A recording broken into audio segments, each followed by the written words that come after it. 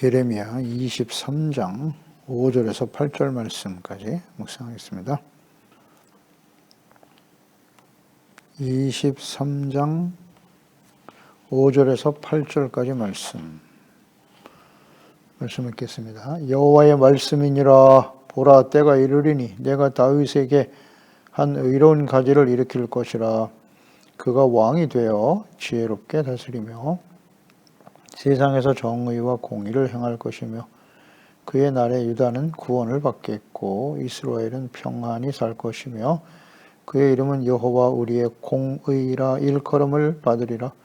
그러므로 여호와의 말씀이니라. 보라, 날이 이르리니 그들이 다시는 이스라엘 자손을 애굽 땅에서 인도해내신 여호와의 사심으로 맹세하지 아니하고 이스라엘 집 자손을 북쪽 땅 그 모든 쫓겨났던 나라에서 인도하여 내신 여호와의 사심으로 맹세할 것이며 그들이 자기 땅에 살리라 하시니라. 아멘. 그리스도를 통한 구원과 의의 회복, 하나님의 백성들을 하나님께로부터 멀어지고 악을 행함으로써 공의 심판에 이르러 결국 바빌론의 포로가 되어 흩어지게 하는 결정적인 역할을 한 사람들이 바로 거짓 목자들입니다. 패역한 왕, 제사장, 거짓 선지자들이죠. 그들은 하나님의 양떼, 하나님의 자녀와 백성들을 사지로 몰고 멸망의 길로 인도하면서 돌보지 않았다. 오직 자신의 유익만을 추구하는 거짓 목자들이었다고 말씀합니다. 그러니까 이스라엘의 멸망의 원인이죠. 하나님의 나라, 거룩한 하나님의 나라와 백성들이 하나님의 공의의 심판 앞에 설 수밖에 없는 가장 근본적인 원인, 목자들의 타락입니다. 죄종과 먼저 믿고 구원받은 재직들, 왕같은 제사장으로 살아가야 할 그리스도인들의 부패와 타락이죠. 거짓 목자들, 그들을 하나님께서 이제 제하시고 화가 있을 것이라 말씀하셨죠.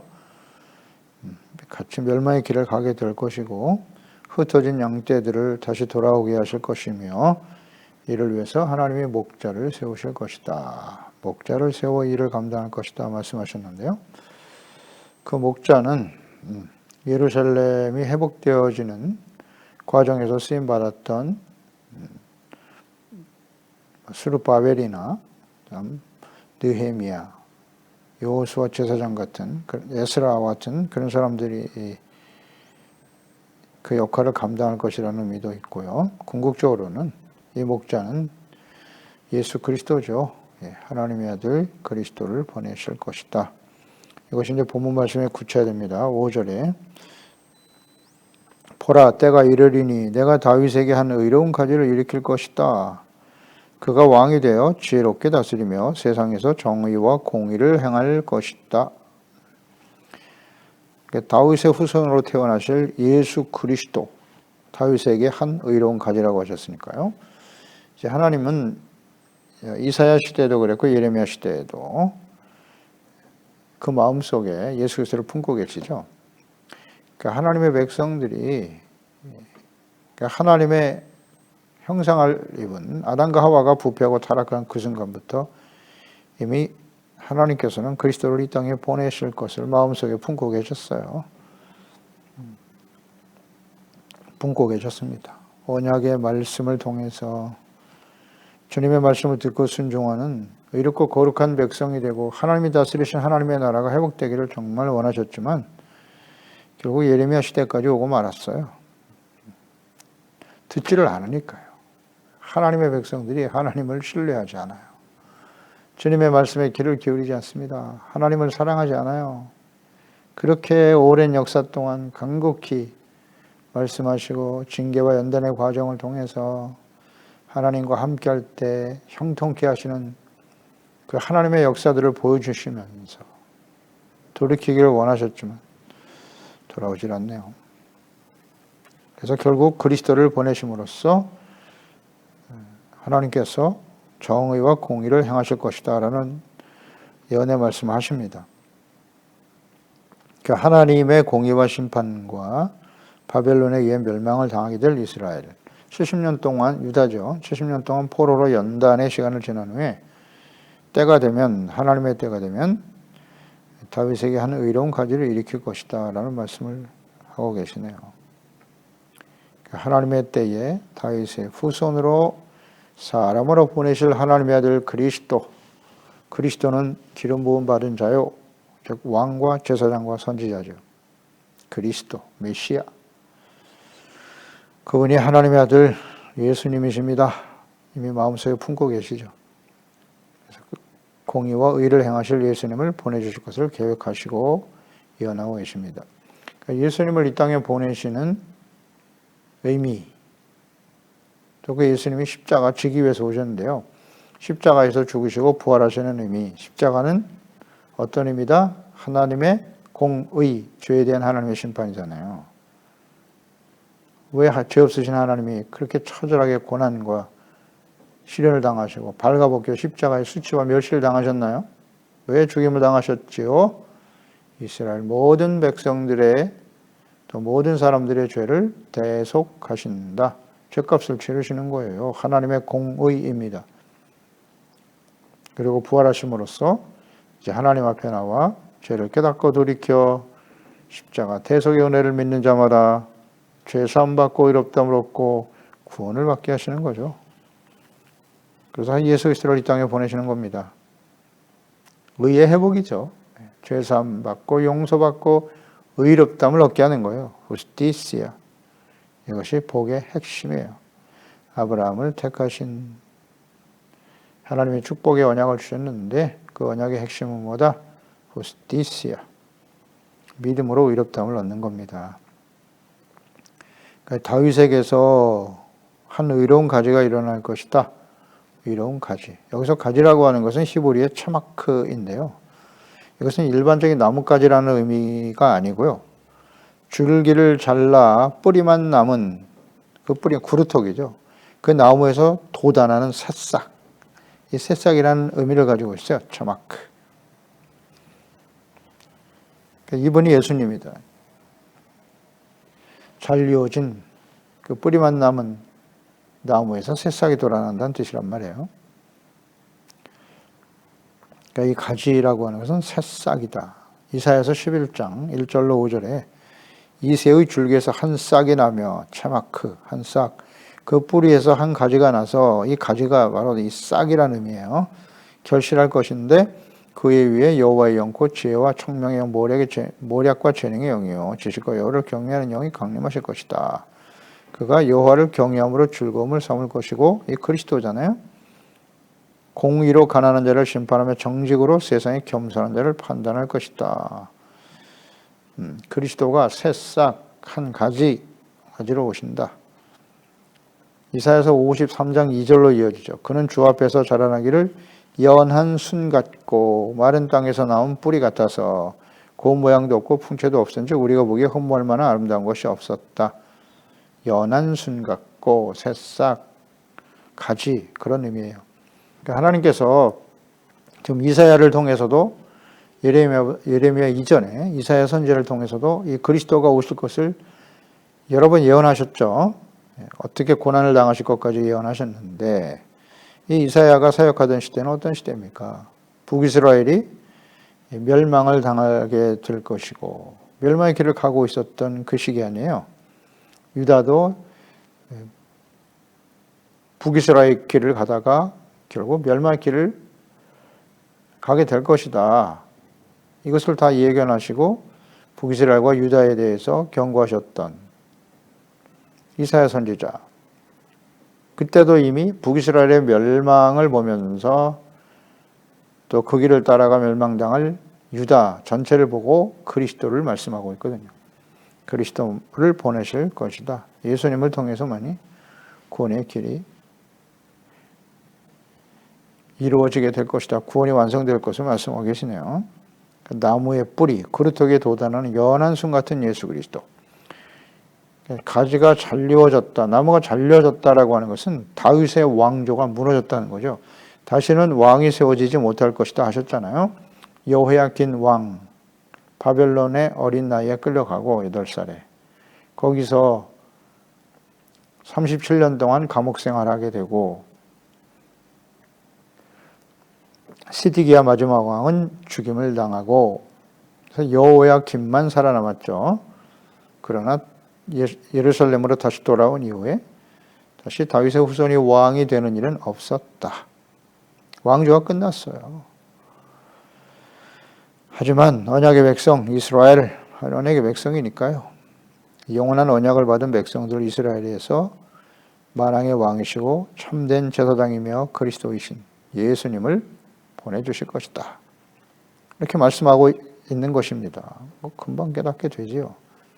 그러니까 사람의 몸으로 찾아오실, 다윗에게서 그랬으니까 다윗의 후손, 사람의 몸으로 이 땅에 오실 그리스도. 근데 그분은 죄가 없으신 의의 가지라고 하셨어요. 의로우신 분이다. 의롭지 못하면 이 하나님의 말씀, 예언된 말씀에 그리스도가 아니겠죠. 그리스도가 아니겠죠. 요한복음 1장 14절에 말씀이 육신이 되어 우리 가운데 거하심에 우리가 그의 영광을 보니 아버지의 독생자의 영광이요 은혜와 진리가 충만하더라. 그렇습니다. 예수님은 하나님의 육신이 되어 이 땅에 오셨는데 하나님의 영광을 가지고 계신 분이다. 성령으로 잉태되실 수밖에 없어요. 성령이 잉태됐다는 것은 부정 모혈로 태어나신 분이 아니라는 거죠. 아담과 하와의 후손들, 범죄한 아담과 하와의 후손들은 다 죄 가운데 태어나는 겁니다. 원죄를 가지고 태어나고 죄 가운데 살고 그 사람으로서는 스스로 의에 이를 수 없는 것입니다. 근데 그 사람의 아들로 태어났다 난 사람은 참된 그리스도일 수 없는 거예요. 그러니까 하나님의 영이신 성령이 직접 잉태하셔서 이 땅에 사람의 몸으로 태어나게 하시는 거죠. 그래야 되지 않습니까? 이 말씀이 성취되려면 의로운 가지라고 하셨잖아요. 의는 없나니 한 사람도 없다고 그랬는데 사람이 육체의 부모로 태어났다. 그러니까 이걸 이해가 안 되는 거죠. 사실 유대인들에게 있어서는. 어떻게 하나님이 사람일 수 있느냐. 이걸 이해를 못해요. 그럼 그리스도는 어떤 그리스도입니까? 성령으로 잉태되어 태어나시는 것이 맞습니다. 그렇지 않다면 그건 그리스도가 아니에요. 성령으로 잉태하사 이 땅에 하나님의 아들로 태어나셨다. 그렇지 않다면 우리는 이 예수님이 그리스도라는 사실을 믿을 수 없어요. 믿을 필요도 없고요. 똑같은 인간이고 죄인이라면 우리의 구주가 되실 수 없는 것이죠. 히브리서 4장 15절에 우리에게 있는 대제사장은 우리의 연약함을 동정하지 못하실 리가 아니요 모든 일에 우리와 똑같이 시험을 받으신 이로되 죄는 없으시다. 사람의 몸을 가지고 사셨어요. 근데 죄가 없으시다고요. 빌라도가 바리새인들, 공회원들의 고발에 의해서 십자가에 못 박아 죽여야 된다고 사형을 선고해달라고 고발했을 때 총독 빌라도가 아무리 조사를 해도 죄가 없어. 죄가 없어. 나는 이 사람에게서 죄를 찾을 수 없어. 그러니 내가 놓아주기를 원하노라. 십자가에 못 박아야 된다고 소리치. 그러니까 죄 없으신 예수님을 죽인 거예요, 빌라도는. 이 죄값을 너희들이 받아라. 나에겐 잘못이 없다. 왜 잘못이 없어요? 죄가 없으신 의인을 죽인 거 아니에요? 예수님은 죄가 없으신 분입니다. 그 죄가 없으신 분이 되어야 우리의 구세주가 그리스도가 될 수 있는 거죠. 그러니까 그리스도를 보내주신 목적, 의의 가지, 그 목적은 무엇입니까? 6절에 그날에 유다는 구원을 받겠고 이스라엘은 평안히 살 것이며 그의 이름은 여호와 우리의 공의라 일컬음을 받게 될 것이다. 그날에 하나님이 정하신 때죠. 그리스도를 보내실 때, 그러니까 그리스도가 사람의 몸으로 이 땅에 보내주시는 날이죠. 보내주시는 목적은 뭐다? 구원을 받겠고 유다. 완전 유다죠. 언약의 백성이 구원을 받고 그 다음 이스라엘은 평안히 살 것이다. 구원과 평안을 말씀하셨고 여호와 우리의 공이라고 일컬음을 받게 될 것이다. 의를 행하시는 분이라는 거죠. 의. 그러니까 의를 위해서 이 땅에 오시는 거예요. 그리스도는. 의. 죄사함 받고 의롭다함을 얻게 함으로써 구원이 뭡니까? 죄로 인한 사망과 심판에서 살아남는 거잖아요. 구원받는 거예요. 죄와 사망에서 구원받는 겁니다. 하나님의 공의의 심판에서 구원받는 겁니다. 이를 위해서 예수님이 오셨어요.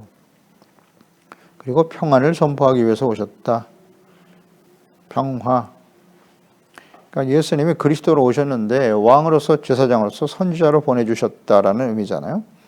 그러니까 왕이신 하나님, 예수 그리스도가 왕이 되어 다스리시는 나라, 하나님의 나라의 회복이죠.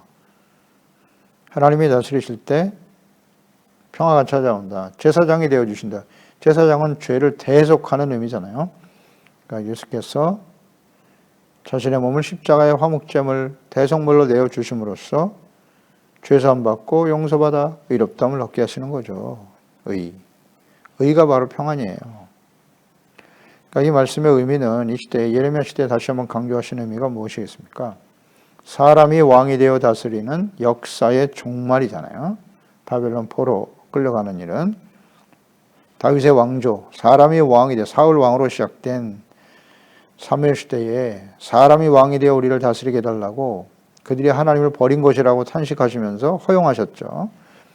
사람이 왕이 되어 다스리는 역사의 종말이에요. 그 이후에 이제 하나님께서는 그 아들 예수 그리스도를 보내실 계획을 지금 말씀하고 계시는 거죠. 그러니까 예수 그리스도를 이 땅에 보내심으로써 하나님이 다스리시는 하나님의 나라와 후스티시아, 의의 회복이죠. 이것이 그리스도를 보내는 하나님의 뜻이에요. 그러니까 회개와 용서를 통해서 의가 회복되고 심판에서 구원을 얻게 하시며 평안히 살게 할 것이다. 이 구원의 의미를 깊이 묵상해 봐야 합니다. 구원이 뭐예요? 이것도 제대로 이해 못하는 경우가 많아요. 죄 가운데 태어나서 우리 스스로는 의에 이룰 수 없어요.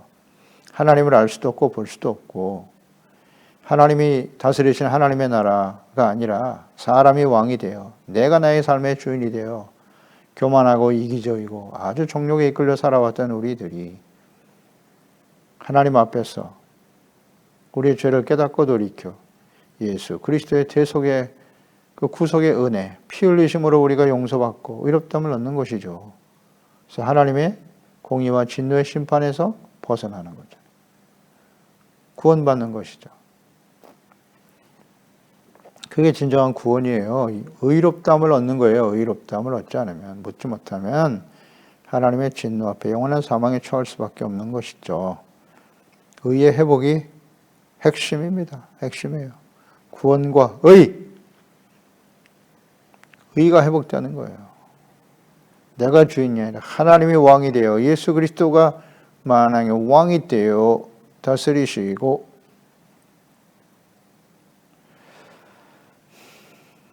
그럴 때 평안이 찾아오는 것입니다. 이 평안이라고 하는 것은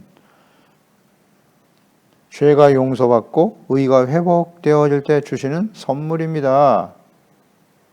잠언서 1장 27절 이하에 너희의 두려움이 광풍같이 임하겠고 너희의 재앙이 폭풍같이 이르겠고 너희의 근심과 슬픔이 임하리니 대저 너희가 지식을 미워하며 여호와 경외하기를 즐거워하지 아니하며 나의 교훈을 받지 아니하고 나의 모든 책망을 업신여겼음이니라. 어리석은 자의 퇴보는 자기를 죽이며 미련한 자의 안일은 자기를 멸망시키려니와 오직 내 말을 듣는 자는 평안히 살며 재앙의 두려움이 없이 안전하리라. 아멘이죠. 오직 내 말을 듣는 자는 평안히 산다.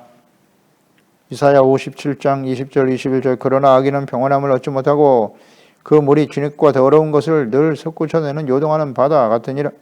내 하나님의 말씀에 악인에게는 평강이 없다 하셨느니라. 아멘. 악인에게는 평안이 없어요. 절대. 의가 있는 곳에 평안이 있는 것이에요. 그러니까 예수 그리스도를 보내주심으로써 모든 먼저는 언약의 백성 이스라엘이죠. 유다 언약의 백성 죄를 용서하시고 의를 회복하시며 평안을 얻게 하시는 곳입니다. 그리스도를 보내시는 목적이에요. 그리고 언약의 백성 이스라엘, 하나님의 자녀 백성들을 향한 하나님의 뜻이죠. 평안을 누리며 살아라. 로마서 3장 23절이야. 모든 사람이 죄를 범하였으며 하나님의 영광에 이르지 못하더니 그리스도 예수 안에 있는 성령으로 말미암아 하나님의 은혜로 값없이 의롭다 하심을 얻은 자 되었느니라. 이 예수를 하나님의 그의 피로써 믿음으로 말미암는 화목제물로 삼으셨으니 이는 하나님께서 길이 참으시는 중에 전에 지은 죄를 간과하심으로 간과하신답니다. 자기의 의로우심을 나타내려 하심이니 곧 이때 자기의 의로우심을 나타내서 자기도 의로우심에 또한 믿는 자를 의롭다 하려 하심이니라. 의롭다고 여겨주시는 거예요. 화목제물로 세우셨기 때문에. 화목제물, 죄로 인해서 하나님과 원수되었던 자들이 예수 그리스도께서 친히 십자가의 제물이 되어주심으로써 제물의 의미는 뭐예요? 과거 구약시대에 레위기의 제물의 의미는 무엇이라고요? 속죄입니다. 속죄와 화목이에요. 죄사함 받고 용서받을 때 의롭다함을 얻게 되고 하나님과 화목하게 되는 거예요. 죄사함과 용서, 의의가 없는 곳에는 화목이 없어요. 화평이 없습니다. 절대 진리예요. 요한일서 4장 10절 사랑은 여기 있으니 우리가 하나님을 사랑한 것이 아니요 하나님이 우리를 사랑하사 우리의 죄를 속하기 위하여 화목제물로 그 아들을 보내셨다. 화목제물, 제물이 되셨단 말이에요. 예수님 그리스도가 이 땅에 오신 중요한 목적이죠. 죄사함 받고 의롭다함을 얻어 하나님과 화목하고 그럴 때 진정한 평안이 찾아오는 것입니다. 로마서 14장 17절 하나님의 나라는 먹고 마시는 데 있지 아니하며 오직 성령 안에 있는 의와 평강과 희락이다. 성령 안에 있는 육체의 욕심을 따라가면 평안이 없어요. 성령 안에서 평안은 성령의 열매예요. 화평, 사랑, 희락, 화평 역시 성령 안에서 주시는 의와 평안과 평강과 희락이다. 의가 없는 것에는 평강도 없고 기쁨도 없어요. 의가 없는 평강과 기쁨은 거짓이에요. 거짓. 동의하시죠? 동의하든 안 하든 이것은 하나님의 절대 진리의 말씀이에요. 거짓된 삶을 하나님 앞에 속이지 말아야죠. 스스로 속이지 말라. 의가 있는 곳에 평안이 있는 것이지 의가 없는 곳에는 절대 평안이 없어요. 나 예수 믿고 의롭다함을 얻었는데요. 왜 내 마음속에 평안과 기쁨이 없죠? 왜일까요? 예수 믿고 구원받았는데 의롭다함을 얻었는데 왜 계속될까요? 두려움과 근심, 걱정, 불안. 간단하잖아요. 우리가 완전합니까? 완전해요? 그렇지 못하죠. 그러니까 부지런히 하나님의 말씀을 묵상하고 말씀 앞에서 잘못된 우리의 생각을 쳐서 복종시키고 그리스도의 몸된 교회, 예배의 의미가 뭐예요? 속죄입니다. 말씀 듣고 깨닫고 죄를 버리고 씻음받고 용서받아 의가 회복되어질 때 평안이 찾아오는 것이죠. 의가 없는 곳에 평안과 무슨 기쁨 이거 다 거짓입니다. 거짓. 여기 속으면 안 돼요. 그의 이름은 여호와 우리의 공의라 일컬음을 받으리라. 예수님은 의를 행하시는 분이세요. 의를 위해서 이 땅에 오셨고 하나님의 나라와 의를 회복하기 위해서 이 땅에 오신 거예요. 무엇을 통해서? 십자가. 그래서 우리는 날마다 십자가를 지라는 의미가 무엇입니까? 십자가를 지고 나를 따르는 뜻이 뭐예요? 그냥 예수 믿는 것 때문에 큰 고난과 시련과 어려움만 당하는 게 십자가를 지는 걸까요? 십자가는 공의입니다. 죄를 버리는 거예요. 죄를 깨닫고 버리는 겁니다. 우리는 그리스도와 함께 십자가에 못 박혔다. 정욕과 교만으로 살아왔던 우리의 죄악된 모습을 끊임없이 버리는 겁니다. 그게 십자가 지는 거예요. 그냥 십자가를 목에 걸고 다니고 그래서 십자가 지는 게 아니잖아요. 힘들고 어렵게 신앙생활하는 것만이 십자가입니까? 죄를 버리는 거예요. 죄를. 아이 간단한 진리를. 왜 예수님이 십자가 지셨는데요? 죄 때문에 죄를 용서하기 위해서 공의잖아요. 공의. 십자가를 친다는 의미를 바르게 이해해야 합니다. 죄를 버리고 그리고 용서받고 의롭다함을 얻고 그래서 주님을 따라가야지. 온갖 죄악으로 가득하고 그냥 불의와 교만으로 가득한 인생들이 나와서 예배만 드리고 십자가 걸고 다닌다고 해서 사람들이 예수 그리스도를 믿고 따를까요? 의를 상실해버린 하나님의 나라 이스라엘 어떻게 되었나를 성경을 통해서 교훈을 얻어야죠. 크고 화려한 교회를 짓고 힘 있는 사람들이 교회 안에 모여 있다고 해서 사람들이 예수를 믿고 구원받을까요? 아니요. 의를 상실해버린 교회, 의를 상실해버린 하나님의 자녀들은 절대 세상에 빛이 될 수 없어요. 착한 행실, 의로움, 진실함, 착함, 이게 빛의 열매잖아요. 이거 참 중요한 진리인데. 우리는 완전한 사람 아무도 없으니까. 그래서 하나님 말씀을 추야로 묵상하고 잘못된 생각을 쳐서 복종시키고 하나님의 말씀 앞에 겸손히 순종하며 따를 수 있도록 성령의 도우심을 구하는 거잖아요. 그게 진정한 경건이고 하나님의 자녀들의 모습이겠죠. 공의의 회복을 위해서 오신 거예요. 예수님은 하나님의 나라, 거룩한 백성이 되도록 하기 위해서 오신 겁니다. 7절에 그러므로 여호와의 말씀이니라 보라 날이 이르리니 그들이 다시는 이스라엘 자손을 애굽 땅으로 인도해 내신 여호와의 사심으로 맹세하지 아니하고 이스라엘 집 자손을 북쪽 땅 바벨론이죠. 그 모든 쫓겨났던 나라에서 인도해 내신 여호와의 사심으로 맹세할 것이다. 그들이 자기 땅에 살리라. 이게 무슨 뜻입니까? 그러니까 하나님과 말씀을 버리고 죄에서 돌이키지 않은 언약의 백성들이 바벨론 포로와 연단의 시간을 지나서 다시 예루살렘으로 돌아오게 하실 것이라는 뜻인데 이것은 어떤 의미냐면 애굽 땅에서 인도해 내신 여호와의 사심으로 맹세하지 않고 이제는 애굽에서 구원하신 하나님이 아니라 바벨론 포로에서 구원하신 하나님, 살아계신 하나님의 사심으로 맹세하게 될 것이다 라는 의미예요. 그래서 지금까지는 하나님께서 예레미야, 바벨론 포로 이전까지는 하나님이 끊임없이 강조한 게 뭐냐면 나는 너희를 애굽에서 구원하신 하나님이야. 이걸 끊임없이 강조하셨어요. 그 애굽에서 구원하신 하나님을 제발 잊지 말라고, 그 말씀을 듣고 순종하라고. 그런데 듣지 않음으로써 바벨론에 의해서 멸망을 당하게 됐다는 거죠. 그러니까 바벨론 포로는 제2의 출애굽과 같은 거예요.